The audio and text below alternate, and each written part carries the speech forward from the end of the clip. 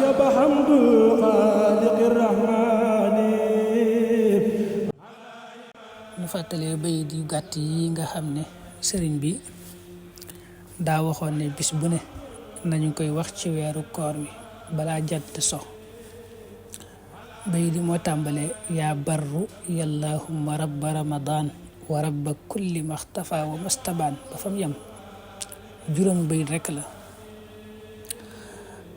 maanaam nag ñaan gi ci biir nag moom dafa am solo lool. ñaan gi mooy wa astaidu bika min an taxruba alchamsu fi yowmiya hada maghriba waliya dambun qad tuwaqiduniya bihi alayya yowma mawti rabbiya. mooy saa borom maa ngi muslu bu jant dee so tey bu mu fekk ma dese benn bàkkaar boo xam ne dag ma ko mën a jàppe ëllëg.